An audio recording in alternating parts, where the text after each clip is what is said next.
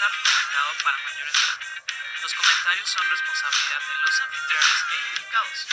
El uso del lenguaje, así como algunas opiniones, pueden ser ofensivos. Se recomienda criterio y discreción. El H doctor Luis Jaime.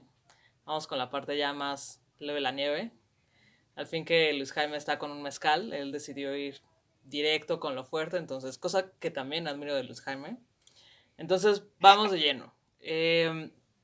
Mi estimado Luis Jaime, ¿cuál es, como, digo, como ya lo explicaste en la primera parte, no has tenido como que una formación homogénea, porque pues estudiaste comunicación, estudiaste, digamos, ciencia política, entonces, ¿cuáles han sido como los principales prejuicios a los que te has tenido que enfrentar a lo largo de tu carrera académica cuando le dices a la gente como estas especializaciones a las que te has dedicado?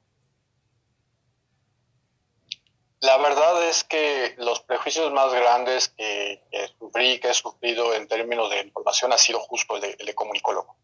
Y también lo he dicho como una crítica a la propia disciplina y a los colegas, ¿no? A veces siento que nos lo hemos ganado a pulso, porque normalmente, bueno, se piensa, ¿no? Comunicación es algo que es exclusivo entonces de televisión o de radio, o sea, como aprender a hacer televisión y aprender a hacer radio o aprender a utilizar redes sociales, ¿no? O casi reducido a ser community manager, ¿no sabes? Entonces, de pronto es un poquito o confundir la comunicación con la mercadotecnia, que también eso es está en una frontera muy delgada cuando no de pronto no se comprende con claridad, y creo que es eso, ¿no? Y en buena medida porque creo yo que la formación a veces tiende tanto a las cuestiones técnicas, ¿no? Que no está mal, tampoco digo que está mal, pero descuida mucho sus aspectos teóricos y metodológicos. Entonces, una formación sólida, teórica y metodológica de un comunicólogo, una comunicóloga, de pronto es complicado, es difícil, ¿no? Y eso de pronto es lo que ha generado como ciertos, pues ciertos prejuicios de, bueno, no puedes hablar de determinadas cosas, determinados temas, tú no puedes hablar de determinados o criticar determinados autores, ¿no? Y entonces lo tuyo pues es comunicación y medios, ¿no? Hace poco, ni más ni menos, ¿no? Justo en una invitación que me hicieron a participar en un proyecto de una mesa de análisis, entonces fue, bueno, y tú eres comunicólogo, ¿no? Entonces contigo vamos a hablar todo lo que tiene que ver con las redes sociales y con Twitter, cómo está funcionando, y entonces vamos a ver Facebook, ¿no? Y el análisis de las redes, ¿no? Yo así, ok, bueno, pues vale, está bien, pues sí, si quieres, ¿no? Pero pues no se reduce a eso. Creo que por ahí va. Eso es donde más lo he sentido. Sí, yo creo que sí es complicado a veces, ¿no? Porque encasillan a uno en ciertas, pues, en ciertas estructuras, ¿no? Y no siempre funciona por ahí, ¿no? Sobre todo en estos terrenos sociales, pues a veces hay bastante amplitud, ¿no? Y justo lo que comentamos fuera de cámaras hace un momentito, de cómo, pues a veces hay temas canónicos que, o sea, que son de ley que uno tiene que tocar o que la gente piensa que uno tiene que tocar, incluso la misma gente de adentro, ¿no? Entonces, sí es muy complicada esta parte de, pues, de salirse de esa etiqueta donde nos quieren poner, ¿no? Sí, definitivamente. Y yo creo que esas etiquetas académicas, pues justo lo que imposibilitan es el diálogo y lo que imposibilitan es la problematización compleja de la realidad, ¿no? Y termina por ser demasiado sesgado, demasiado dirigido, ¿no?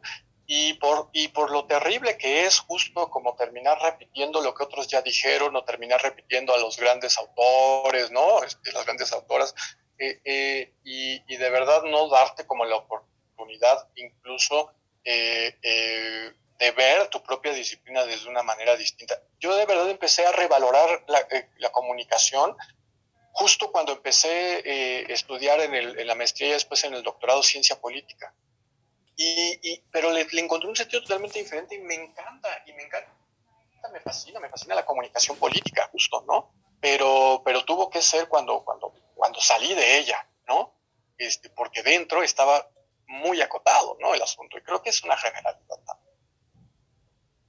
Oye, ¿y cuándo decidiste que te ibas a dedicar a estos temas que trabajas? ¿Y por qué? ¿Por qué dedicarse a esto que tú estás trabajando?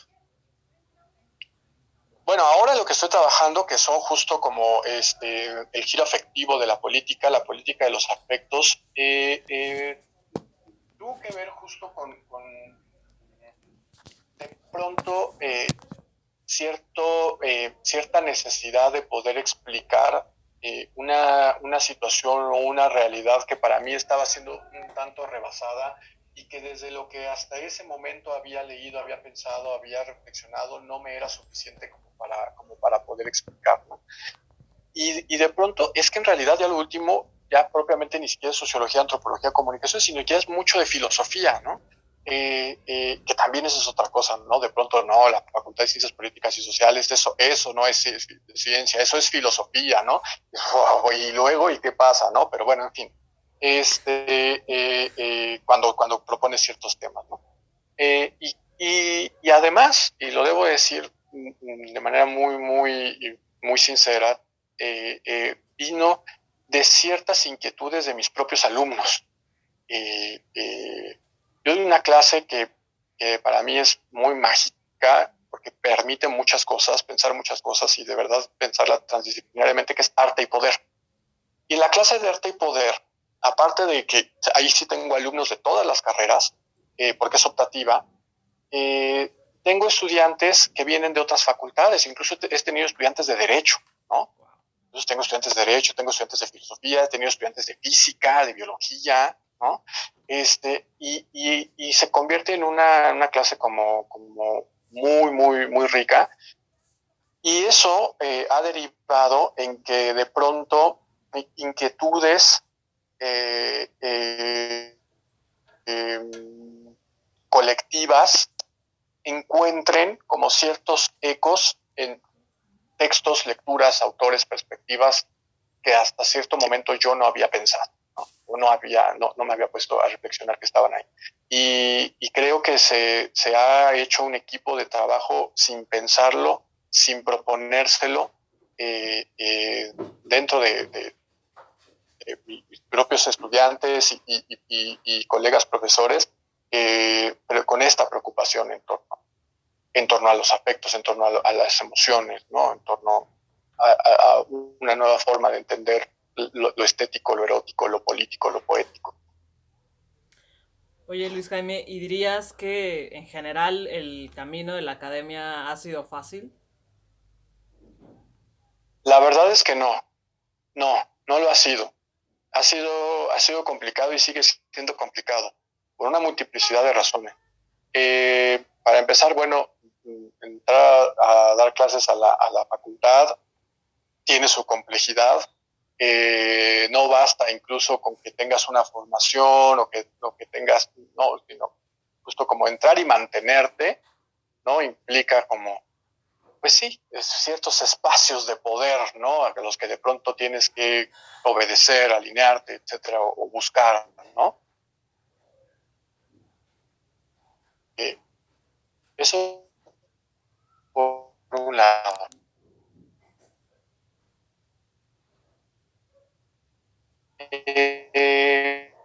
Y por el otro, creo que ser profesor de asignatura, por ejemplo, es un calvario. Es un calvario total. Porque lo que implica es que el profesor de asignatura tiene que estar buscando diferentes universidades que imposibilitan que puedas justo 100% tomar la academia y la investigación o construir dentro de una institución, ¿no? Entonces, bueno, en la UNAM más del 70% de la planta docente es un profesor de asignatura, ¿no? Es muy competido. Se abre una plaza, un concurso de oposición y entran no sé cuántos, el concurso, por ejemplo, de jóvenes académicos, ¿no? En el último, ahí están mis papeles, por cierto, se detuvieron un poco por el tema de pandemia, pero eran 120 que se habían registrado por una plaza, ¿no? 120 jóvenes con doctorado, porque además ese es uno de los requisitos, que estén dando clases, o sea, que están en la misma condición por una plaza, ¿no? Entonces, bueno, eso, sin lugar a dudas, complejo, pero por otro lado, creo que vale la pena, ¿no? O sea, creo que yo, no sé, no me encontraría de otra manera. Oye, y digo, ya hablando en una cuestión un poquito menos, pues llamémosle institucional y más personal, ¿cómo le explicas a tu familia, a tus amigos, a lo que tú te dedicas dentro de la academia, tu investigación, toda esta parte, pues que muchas veces para la gente de fuera, pues es complicada? ¿Cómo le explicas? Es que ha sido muy complicado. Yo me acuerdo, de verdad, y nunca lo voy a olvidar, cuando le pedí a mi mamá que leyera mi tesis de maestría, ya para entregar el borrador final, que yo todavía vivía con mis papás, y le pedí a mi mamá que la leyera. Y recuerdo que muy emocionada, así, y muy feliz, me dijo, me gustó mucho, mucho, mucho, mucho, pero ya no te entiendo. Qué bonita. Pero además me lo decía de verdad como con mucho cariño, ¿no? Y con mucha alegría, ¿no? O sea, no me decía, pero ya no te entiendo, o sea, ya no tengo nada que de pronto corregir, errores de dedo, ese tipo de cosas, ¿no? Eh, pero creo que justo en ese momento para mí se convirtió precisamente en un reto, ¿no? ¿Cómo hago, cómo hacer para que pueda ser entendible, para que pueda ser dialogante, ¿no? Dialogante, punto, nada más. Ese es el asunto, no comprensión, dialogante, ¿no? Y creo que en buena medida, pues eso es lo que ha posibilitado la propia academia, y la docencia. Yo siempre he pensado que hay dos formas de ser docente. Una, en la que tu objetivo es hacerle saber al estudiante que no sabe y que tú sí sabes, y que entre menos te entienda, más clara es la distancia, una relación de poder muy clara, ¿no? No entiendo de nada de lo que dice el profesor, pero qué bien suena que es súper inteligente, pero no entiendo nada. Y otra que es eso, que es más dialogante, ¿no? Que es más mi interés es que desde tus perspectivas, desde tus propias inquietudes lo puedas comprender y lo puedas debatir, lo puedas reflexionar. Entonces, bueno, cuando yo trato justo como de compartirlo con la familia, pues sí, de pronto es un poquito complicado, pero siempre lo intento entrar en esas discusiones, ¿no? Además, mi mamá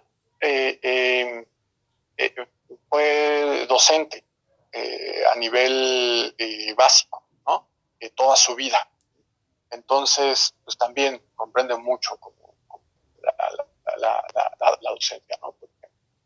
Y entonces, digamos, de esa primera etapa temprana no me costó tanto trabajo.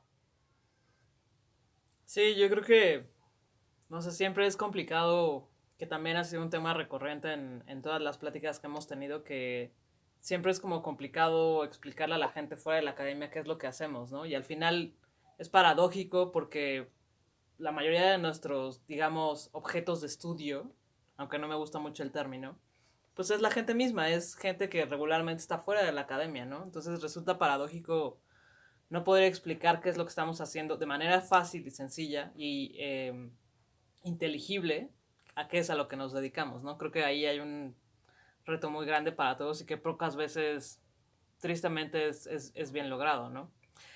Pero bueno, en otros temas, Luis Jaime, ¿qué dirías que es lo que te ha inspirado todos estos años para seguir investigando?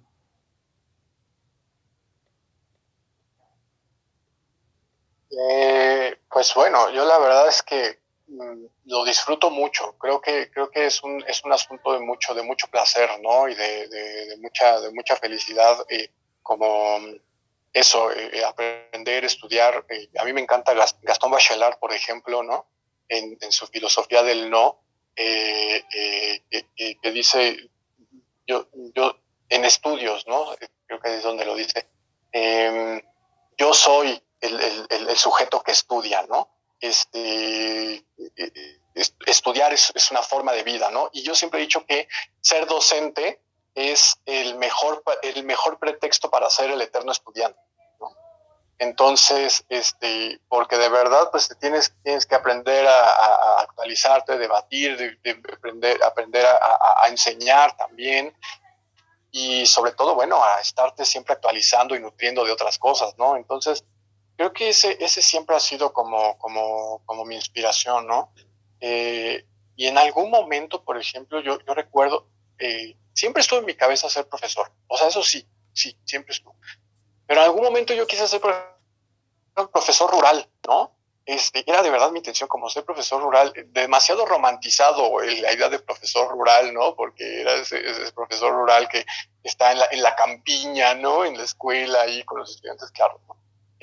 Pero me parece que ahí está, que siempre ha sido esa aspiración como el de construir, compartir, y el aprender, siempre estar aprendiendo, creo que eso es. Yo creo que es muy valioso esa parte porque creo que muchas veces pasa, no solamente en el ámbito académico, pero en el ámbito académico sucede mucho con investigadores, con profesores, que pues que llegan a un punto en el que se creen que lo saben absolutamente todo de lo que ellos trabajan, y entonces ya no existe esta apertura mental para seguir aprendiendo cosas, ¿no? Y vaya, y yo creo mucho en esta frase que dice que el verdadero maestro es aquel que sigue siempre aprendiendo, ¿no? Entonces yo creo que sí, pero porque uno aprende hasta, o sea, incluso de los mismos alumnos, ¿no? O sea, los alumnos son una fuente pues insuperable de aprendizaje, porque pues siempre está, digo, sobre todo en temas sociales, todo siempre está en continuo movimiento, y ellos, creo que muchas veces pasa lo que platicábamos, de que a veces hay ciertos académicos que ya se casaron con un tema, con una perspectiva,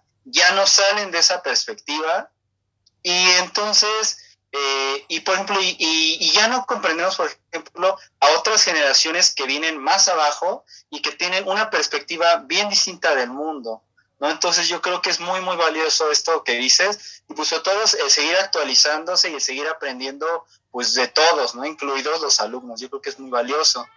Y bueno, ¿cuál dirías tú, o cómo dirías que ha sido tu experiencia general en el mundo académico? No, la verdad es que ha sido muy positiva. Ha sido una experiencia que me ha hecho muy feliz. Algo que, por ejemplo, en otros momentos he compartido en otras áreas profesionales, en diferentes instituciones en las que he trabajado, siempre, de verdad, invariablemente lo que siempre negocio cuando voy a trabajar en algún lugar son las horas de mis clases. O sea, siempre. Si es un trabajo que no me va a permitir dar clases, no lo tomo. Entonces, siempre que se respeten mis horarios de clase, y he tenido muy buena fortuna, ¿no? Puedo entonces hacerlo, ¿no? Por eso creo que, bueno, ha sido muy, muy placentero. No bajo cualquier circunstancia trato de defenderlo. Y sobre todo, bueno, de verdad, como el goce de estar en una clase. Hay algo que, híjole, es que el asunto es que cuando lo cuento suena muy rosa y suena muy, no sé, ¿no? pero que es muy real. Cuando alguien ha estado frente a un grupo, seguro me podrá entender. Pero ese segundo de esa mirada inevitable que no pueden contener las y los estudiantes cuando han comprendido algo, o que involuntariamente se ríen, ¿Por qué se ríen? Porque no pueden evitar la risa de, ¡oh, lo comprendí! No puede ser, ¡wow, lo veo, está ahí! ¿No? Lo estoy entendiendo, y no solo lo estoy entendiendo, sino que lo estoy sintiendo, ¿no? Eso por más cursi que suene, ¿no? Es sin duda algo que resulta sumamente satisfactorio, ¿no? Y que por eso es algo que a mí me cuesta mucho de este tipo de dispositivos, de pronto las clases virtuales, ¿no? Porque, claro, yo también lo pienso, no podemos obligar a los estudiantes a que prendan sus cámaras. Uno, porque no sabemos las condiciones materiales propiamente de los dispositivos en los cuales estén conectados. Dos, pues porque por una razón de en dónde estoy conectado, qué hay detrás, qué se ve, ¿no? La intimidad, etcétera. En fin, muchas razones. Y eso hace que, pues solo quienes voluntariamente y con las posibilidades de hacerlo, esa combinación, lo hacen, pero estamos hablando de que el 80% del grupo tiene la cámara apagada.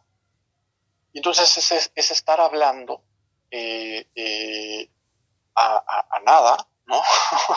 Literal a una pantalla, y ya no poder ver, o muy pocas, raramente, esas reacciones, esos gestos, ¿no? Y creo que la educación virtual en este aspecto ha perdido mucho de eso, ¿no? A propósito justo de lo que les decía hace rato, mucho de lo erótico, ¿no? Es que el aprendizaje también tiene que ser erótico, porque tiene que ser placentero. O sea, es placer puro, ¿no? Y es erótico porque además es colectivo, ¿no? Entonces, creo que eso de pronto ese placer se pierde mucho. Entonces, eso es lo que para mí creo que puedo decir que positivamente ha sido el ser docente. Sí, no, yo no creo que sea rosa, como bien dices, ¿no? O sea, los que hemos tenido de alguna manera el privilegio de estar enfrente de un grupo y de funcionar como, pues sí, como un profesor o como alguien que acompaña en el proceso de aprendizaje, ¿no? Creo que justo lo que dices, o sea, hay momentos en los que tú vas desarrollando una relación con los alumnos en las que sabes, ¿no? O sea, aunque no digan no entendí o aunque te digan sí, sí quedó claro, tú sabes, porque aprendes como a justo hacer como este tipo de lectura, pero más allá de una lectura, aprendes a tener una relación con ellos y creo que es lo fructífero y lo placentero, como bien dices, de dar clase. No nada más es pararte en frente de un grupo y como dice Julio, ¿no? El Magister Dixit de, pues te pones a hablar, hablar, hablar, hablar y ya se acabó la clase y bueno, pues ya se acabó y aquí ya nos vemos, ¿no? Sino los que son muy buenos profesores, que creo que todos tenemos historias, lamentablemente, de todos los profesores que hemos tenido en la vida, son contados muy probablemente con las manos de los dedos los que te marcan. Y creo que justo los profesores que te marcan son este tipo de profesores que tienen una visión mucho más humana de lo que es dar clase, ¿no? Y creo que se nota en cómo haces esta descripción de tu relación de tus alumnos o tus estudiantes, que tú eres uno de esos profesores que sabe que no nada más es como, bueno, vamos a leer las lecturas del temario y yo les voy a decir que es como lo que tienen que entender de este tema y se acabó, ¿no? Entonces creo que un profesor de calidad se ve cuando hace este tipo de descripciones, ¿no? Pero bueno, ahora en el lado opuesto de la pregunta que te hizo Héctor, ¿qué dirías que es lo más duro a lo que has tenido que enfrentarte haciendo tus proyectos de investigación y también ahorita, ¿no? En tu experiencia como académico.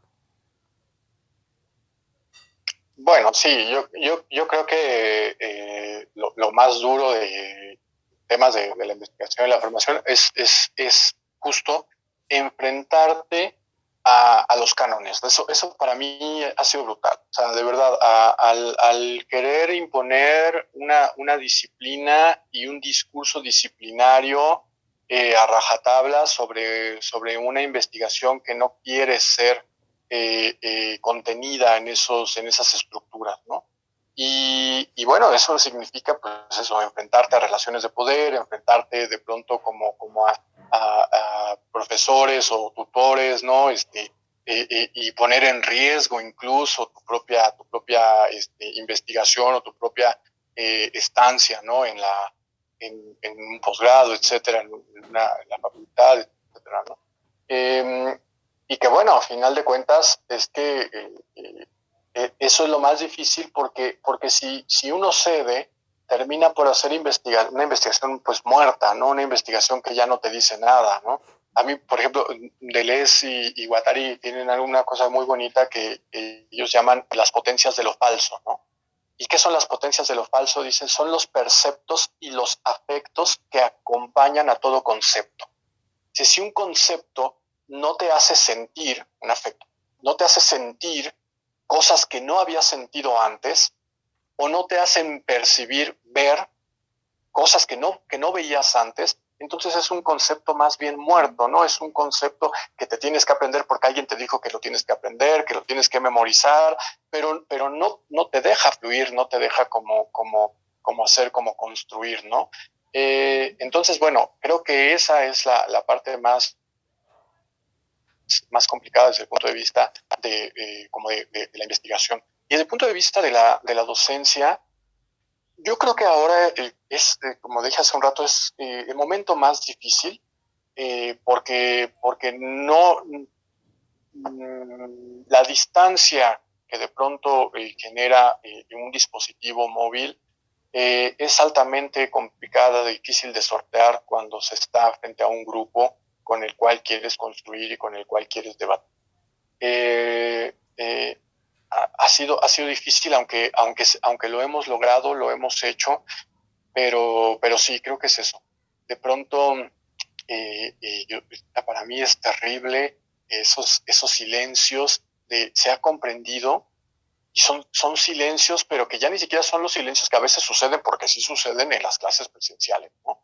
Sino que son silencios además sin cuerpo, ¿no? Silencios sin rostro. Entonces es verdaderamente terrible, es verdaderamente brutal. Yo creo que esa sin duda es la parte más negativa. Y pues lo otro, ¿no? O sea, que platicábamos también hace rato, a final de cuentas también otra de las cosas de un profesor de asignatura, pues es que no tiene un contrato permanente, ¿no? Entonces cada 6 meses hay que estar firmando contratos, ¿no? La UNAM hasta eso es generosa, ¿no? Porque no son continuos los contratos, pero otras universidades, por ejemplo, la Universidad del Valle de México, donde también trabajo, cada 4 meses firmamos renuncia. Y luego inicia el semestre, otros 4 meses, nuevo contrato, y después de 4 meses, otra vez renuncia, ¿no? Entonces, pues es como casi que el outsourcing de la educación, qué sé yo, no sé, es una cosa brutal, muy precaria, muy precaria. Creo que ese es el asunto. Sí, justamente es precario el dar clases en universidades privadas, es precario porque pues pasa que pues es hora dada, hora pagada, ¿no? Entonces, y en universidad pública pues también tiene sus bemoles y sus propias complicaciones, como bien mencionabas. Ahora bien, va relacionado con las dos preguntas anteriores, pero ya un poquito más concreto, ya más aterrizado en casos concretos. ¿Cuál dirías tú que ha sido tu mejor y tu peor experiencia en la academia? Yo creo que el momento más difícil que he pasado, tanto en academia e investigación, fue precisamente el examen profesional de la maestría. Por todo lo que ya he comentado, fue un tutor difícil, una relación complicada, hoy por hoy no estamos en buenos términos mexicanamente, ¿no? Pero en el examen profesional para mí fue como muy difícil porque dentro del jurado él era el más joven y ustedes saben que siempre empieza el más joven o el de menor antigüedad, ¿no? Entonces él fue el primero, ¿no? Y uno espera, claro, de su tutor, pues cierto respaldo, ¿no? Se espera como cierto apoyo, pues porque vienen los otros dos después, ¿no? Entonces es un poquito como, pues somos equipo, también yo voy en tu escritura, ¿no? También yo voy en tu tesis, yo te la aprobé. Y para mí fue muy difícil porque fue un golpe que ni siquiera fue académico, sino que fue personal. Y en pleno examen profesional con mis amigos y mi familia ahí. En donde me hacía un reclamo, fíjense, ya ya eso como ya más personal, ¿cuál fue la pregunta? Porque literal fue un reclamo porque en los agradecimientos Ay, no puede ser. le había dado más espacio a una doctora, voy a evitar decir nombres, una doctora que estaba ahí presente en el jurado, que ella había sido mi profesora de seminarios de investigación y que fue con ella con quien verdaderamente trabajé la tesis. Imagínense ese tipo de reclamo. Y entonces dijo una cosa que nunca voy a olvidar. Dijo, te amadrinó la doctora, no sé, esa palabra brutal, terrible, grotesca, ¿no? Y yo así, ¿qué está pasando aquí? Inmediatamente, ya después vinieron sus preguntas, etcétera, etcétera, pero inmediatamente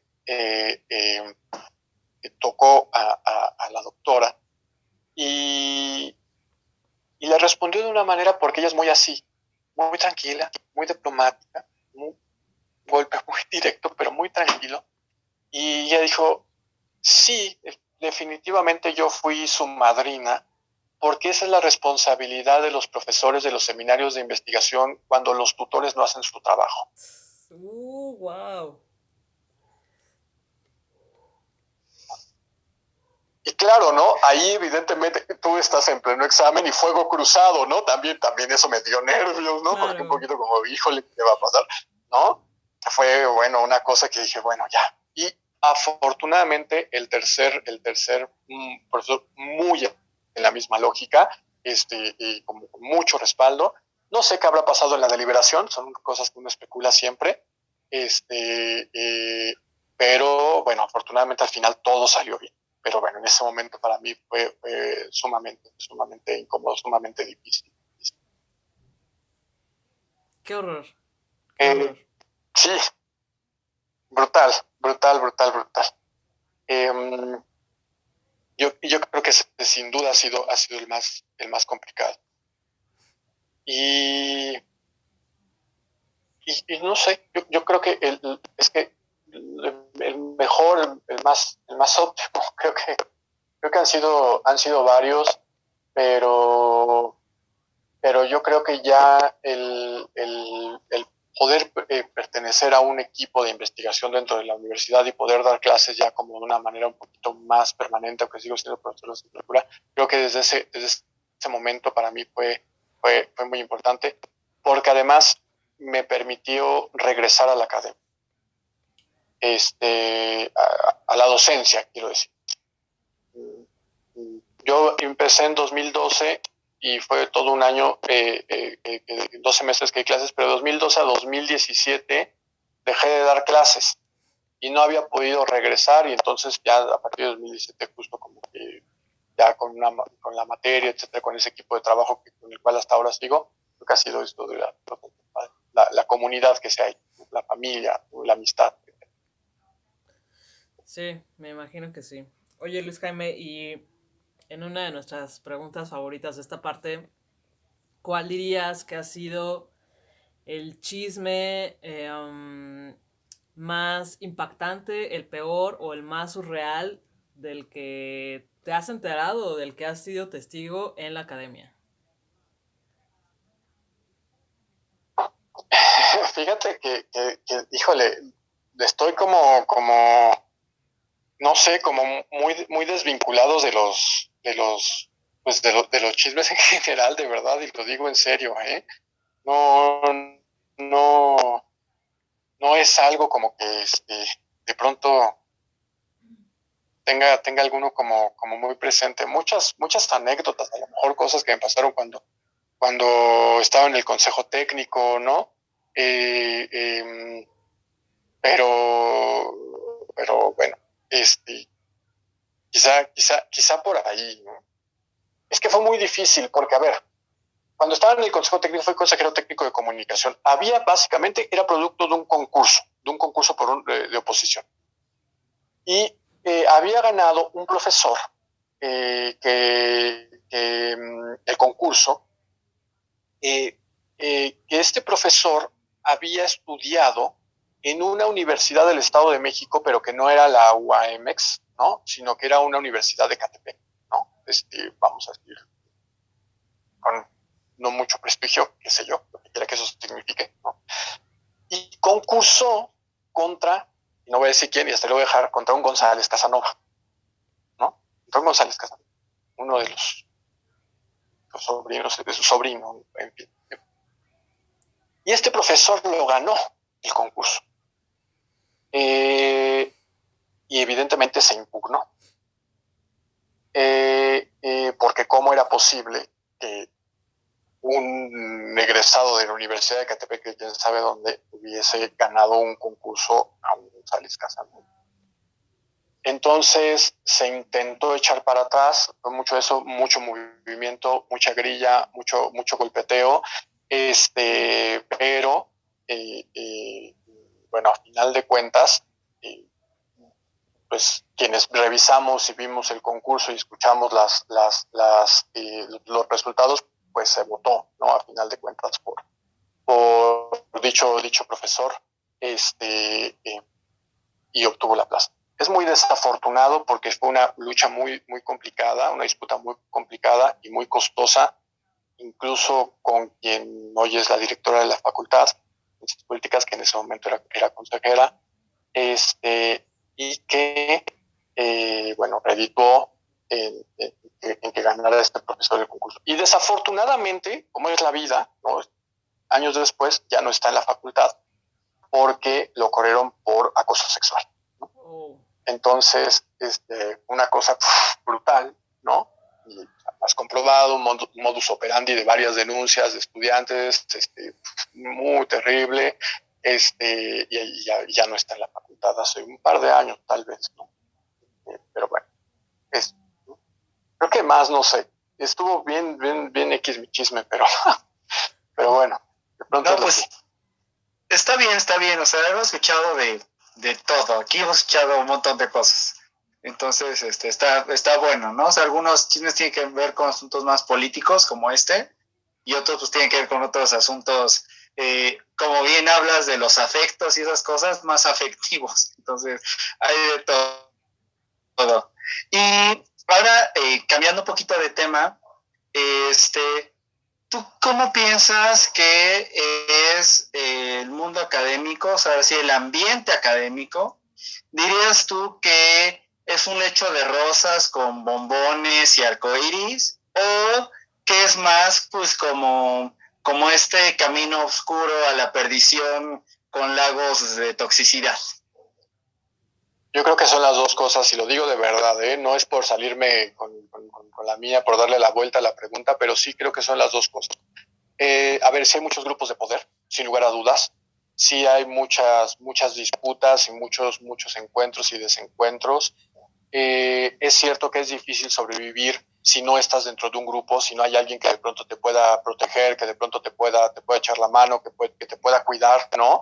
Es verdad. Hay mucha disputa, mucha competencia, porque además es que hay mucha escasez, es en serio, es que es mucha precariedad, ¿no? En serio, lo digo de verdad. Y creo que eso hace que de pronto se generen demasiadas rencillas y demasiadas disputas. Luego, de pronto una terquedad, insisto, por querer pensar que tu perspectiva de análisis es mejor que la otra, o tus autores, o tu objeto de investigación, y entonces pues siempre están estas disputas, estas querellas, ¿no? Y sí lo creo, en unas carreras más que en otras. Yo de veras por eso agradezco, y lo digo también, incluso con mucho pesar, en buena medida también, no estar, por ejemplo, ya en donde inicié, que fue en comunicación como docente, ¿no? Y no estar en ciencia política, porque de verdad que sí era mucho eso, ¿no? Dentro de la carrera de comunicación, eso era bien complicado. Muchos grupos, demasiado encuentro, ¿no? Era muy difícil. Pero por el otro lado, pues también son cosas extraordinarias, son cosas maravillosas, son de verdad equipos de trabajo que generan amistades y que se generan lazos de verdad, que perduran y trascienden a una clase o a un posgrado, en fin, ¿no? Y que creo que eso es sumamente valioso. Ahora, por ejemplo, justo en el contexto de pandemia, eh, el recibir, por ejemplo, correos de tus colegas, ¿no? Solo para preguntarte cómo estás, o para contarte una anécdota, ¿no? O para compartirte que algo está pasando difícil, ¿no? En su vida, en su familia, por esta situación, y que de pronto ahí están las respuestas de todos, ¿no? Como echando ganas, como recordando otra anécdota para seguir riéndonos, etcétera. Creo que eso también, eso es muy padre, ¿no? Y creo que lo posibilita mucho, mucho la academia, que además es una de sus grandes bondades también. Creo que eso creo que también es algo que hay que resaltar de la academia y de la investigación, que tiene mucho respeto por el tiempo. Hay mucho tiempo y eso está muy bien. O sea, queda de pronto mucho tiempo para leer, mucho tiempo para disfrutar, mucho tiempo para uno mismo, mucho tiempo para estar, para compartir con la familia, con los amigos. Y hay otras profesiones que no, que no te permiten tener ese tiempo, ¿no? Puedes de pronto, es otra forma de precariedad, ¿no? Puedes tener saldadas las condiciones materiales de existencia, pero no tener tiempo para disfrutar de ella. Entonces también es terrible. Entonces, creo que la academia logra mediarlo. Oye, Luis Jaime, ¿y dirías que te arrepientes de haber elegido el camino de la academia? No, para nada, para nada, para nada, para nada. Creo que es un camino que volvería a elegir sin lugar a duda. Si en algún momento me pude haber arrepentido, fue de una experiencia que tuve, pero a nivel secundario, porque fui profesor de secundaria, de español. Y estuve solamente un ciclo escolar y fue una escuela privada y me la pasé muy bien y todo mucho, pero sufrí mucho y sufrí mucho por los papás, ¿no? Por ejemplo, esto es lo que más me hacía sufrir, era terrible. Creo que ha sido mi única cosa que en algún momento me pudo hacer pensar que arrepentirme de la academia y la docencia, pero fuera de eso, la verdad es que a nivel universitario definitivamente volvería a ser docente sin lugar a dudas. Yo comparto contigo eso. Yo lo máximo hacia abajo que me aviento es a la preparatoria y ya es, o sea, yo ya no me atrevo a más precisamente por esos que tú dices. Y bueno, ligado a esta pregunta que hizo Katia, ¿te imaginas haciendo otra cosa que no sea esto? Sí, y sí lo he hecho y lo he podido combinar. En instituciones públicas, por ejemplo, y además combinando cosas rarísimas, ¿no? Que también por eso es parte de lo que me ha gustado, porque, por ejemplo, he trabajado en la Secretaría de Gobernación, con todos los temas que he dicho, uno no pensaría que trabajaría en la Secretaría de Gobernación. Pero, por ejemplo, estuve un tiempo en la Secretaría de Gobernación trabajando en el Programa Nacional para la Prevención Social de la Violencia y la Delincuencia, ¿no? Entonces, temas de seguridad, temas de violencia, ¿no? De delito, ¿no? Y me gusta y me agrada, y la verdad es que el trabajo dentro de como de la función pública, la verdad es que también es muy apasionante, tiene cosas muy, muy, muy padres. Entonces, lo disfruté y lo disfruté mucho. También, por ejemplo, en algún momento trabajé en la Secretaría de Seguridad Pública de la Ciudad de México, ¿no? Como ya en el doctorado trabajé el tema de crimen organizado, ¿no? Narcotráfico, etcétera, seguridad, violencia, y desde la maestría, ¿no? Pues estuve mucho en esas áreas, ¿no? En esas instituciones. Y lo disfruté un poco menos. Debo decir que la Secretaría de Seguridad Pública sí es una institución difícil, complicada. Salí muy desgastado física y emocionalmente. Súper, súper difícil. Se necesita mucho hígado para estar ahí. Pero bueno, también fue una experiencia padre. Entonces, creo que, respondiendo concretamente, sí podría hacer otra cosa como esto, siempre que pueda seguir dando clases. Sí, no. Sí, yo creo que es importante lo que dices, ¿no? No, creo que no todos han respondido que se imaginan haciendo otra cosa, pero tú sí puedes, pero siempre como teniendo todavía los pies en la academia, ¿no? Oye, Luis Jaime, y bueno, en un ejercicio de imaginación, supón tú que tienes a disposición todos los recursos, todos los permisos, cero problemas burocráticos, cero problemas de tiempo para desarrollar la investigación que tú quieres hacer. ¿Cómo sería ese mundo utópico en el que puedes desarrollar tu investigación sin limitación alguna?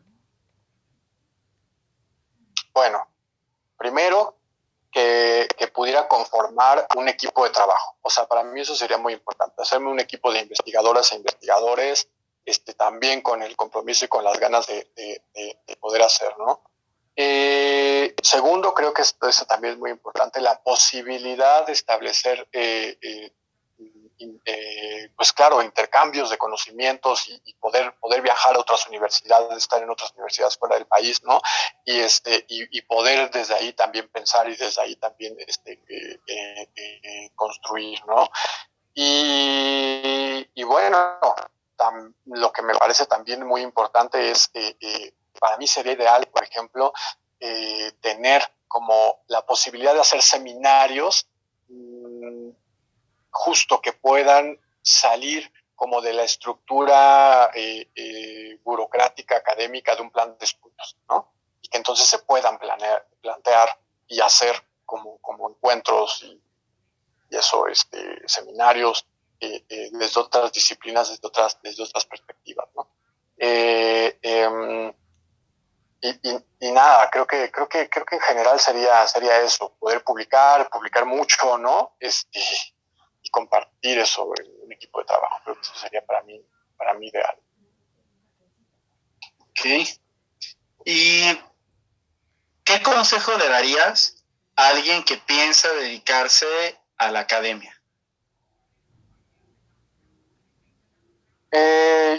Yo creo que sí es un asunto de mucha vocación, sí es un asunto que si no es lo tuyo te va a desesperar muy rápido, pero además si es que no te desespera rápido o quizá como consecuencia de si es que no tienes otra opción, porque a veces, muchas veces se es docente porque no queda de otra, ¿no? Es muy desafortunado. Pues se termina por generar como un daño de muy largo plazo de pronto con los estudiantes y con uno mismo. En general creo que es eso, como saber identificar si es en verdad la vocación y mucha paciencia. Es un camino muy largo, mucha paciencia, muy lento, es muy lento. Las estructuras se mueven a una velocidad verdaderamente milimétrica, increíble, pero es eso, como tener mucha paciencia. Creo que ese sería el mejor consejo que podría dar. Oye Luis Jaime, ya para ir cerrando esta segunda parte, ¿qué cosas sigues en redes sociales o en internet en general para mantenerte actualizado en los temas que normalmente investigas? Pues fíjate que yo soy muy fanático de las conferencias, de los videos en YouTube. O sea, a mí me encanta mucho como seguir eso, seguir incluso muchos tutoriales. A mí me gusta ver muchos videos, me clavo muchísimo. Y ahí comúnmente como estoy como actualizando algunas cosas. He aprovechado muchísimo justo por el tema de la pandemia, de que las conferencias pues se transmiten por redes sociales o por alguna plataforma, y entonces ahí es donde me puedo nutrir mucho. Al mismo tiempo, también he encontrado la posibilidad, tengo un canal que abrí en este año de pandemia, un canal de YouTube, donde, bueno, semanalmente, a veces quincenalmente, subo uno que otro video, pero justo con la intención de encontrar ese espacio para compartir, para debatir, y sobre todo eso, ¿no? Como temas que pareciera que solo se discuten dentro de un salón de clases, pues poderlos discutir ahí, ¿no? Y eso. Soy, por ejemplo, Facebook me gusta mucho porque me divierto mucho, porque me encanta, de verdad, me relajo mucho, me divierto mucho. Me encanta hacer memes, ¿no? Compartir memes, me encanta hacer bromas, me encanta compartir cosas absurdas, ¿no? Y eso, creo que por ahí no soy, por ejemplo, muy asiduo de Twitter, ¿no? Lo abandoné, tengo Twitter, pero lo abandoné porque me parecía de pronto excesivamente visceral, sobre todo en las áreas de política y eso, ¿no? O sea, como no estaba llevando a ningún lado. Entonces, pues más bien redes sociales para divertirme y pasarla bien, ¿no? Entonces, por ahí, por esos linderos, ¿no? Y del canal, que ha sido padre, ha sido una experiencia muy, muy padre, en serio. Yo me he estado divirtiendo mucho con él. La verdad es que Y pues qué padre lo del canal, pues yo creo que eso va a estar incluido aquí en la descripción del video definitivamente para que pues la gente vea lo que haces y pues va a estar padrísimo esa parte. Y bueno, y ya para ir cerrando este podcast que ha estado muy interesante, ha estado muy padre, pues qué hobbies no nerds, en este caso cabe aclarar, no nerds nos referimos no relacionados con tu trabajo académico, tienes, qué cosas sigues, qué cosas te gustan. a ver, y justo, a mí me encanta perderme en serio en redes sociales porque me distrae mucho, pero por ejemplo, soy muy fanático de las series, ¿no? Entonces, siempre ando ahí como muy pegado viendo series, ¿no? Y involucrándome en eso, en películas, ¿no? Y eso es algo que disfruto mucho. Ahora muchas de las cosas que normalmente disfruto no las puedo hacer justo por el encierro, ¿no? Pero esa es una que me he mantenido. Entonces, acabo de terminar de ver la última temporada de Vikingos, ¿no? Que me fascina la serie, ¿no? Pero bueno, lo mismo te veo Vikingos como también veo Anne with an Eve, ¿no? Porque también me la aventé, ¿no? Padrísimo. No pasa nada, ¿no? Entonces, creo que eso es lo que disfruto mucho. Y por ejemplo en YouTube, híjole, esto sí para que veas una cosa que me atrapa durísimo. Soy fan de ver videos de como de la voz, ¿no? Pero no la voz México, sino, o sí, no pasa nada, o sea, lo que quiero decir son como los mejores, ¿cómo se llama? Castings, ¿no? Y las mejores interpretaciones y así, y de pronto ver ahí cosas, videos de la gente aparentemente más ordinaria, haciendo unos espectáculos increíbles. A mí me encanta, me fascina eso. Soy súper fan, pero me puedo clavar horas además viendo esos videos, ¿no? Vale, qué padre. No me lo hubiera imaginado. No, y eso, híjole, de veras que, y los repito y los vuelvo a ver, o sea, Susan Boyle para adelante, todo lo que vino después, soy súper fan de eso, me clavo durísimo. Mira, qué interesante. Un fun fact acerca de Luis Jaime. Nunca jamás me hubiera pasado eso por la cabeza que tuvieras como ahí tu obsesión. Pues está bien, yo creo que hasta aquí podemos llegar como con la plática de hoy. No sé si quieres agregar algo, Héctor, o tú, Luis Jaime, antes de ya cerrar y despedirnos. Yo nada, pues nada, agradecerle mucho a Luis Jaime por estar el día de hoy aquí con nosotros y pues ha sido una plática pues muy agradable, muy a gusto y pues muchas gracias. Muchas gracias a ustedes, de verdad, por la invitación. Yo también me la pasé súper bien, súper bien. Con este mezcalito y la plática amena, estuvo genial. Muy bien, pues qué bueno. Esperamos que también ustedes que nos están escuchando y viendo lo disfruten porque pues es una perspectiva de alguna manera diferente de lo que hemos tenido por lo que ya decíamos de que Luis Jaime ya está como más, digamos, más adelantado. Y además Luis Jaime es un ser humano bastante divertido y bastante interesante, ¿no? Entonces creo que ahí tiene sus bondades este capítulo. Entonces, pues bueno, vamos a despedirnos. Luis Jaime, muchísimas gracias. Esperamos que la pases bien y que, como siempre hemos dicho, ya que pase el tema pandémico, hay oportunidad de reunirnos y de extender estas pláticas no nada más con nosotros, sino como con otras personas que ya han estado en el podcast, ¿no? Hombre, pues muchísimas gracias, de verdad. Para mí ha sido un placer estar con usted. Padrísimo, de verdad. Pues muchas gracias. Pues bueno, creo que ya podemos cerrar. Amigos, cuídense mucho. Ya saben, no malacopeen. Si toman, diviértanse. Cuídense mucho. Nos vemos la semana que viene. Bye bye.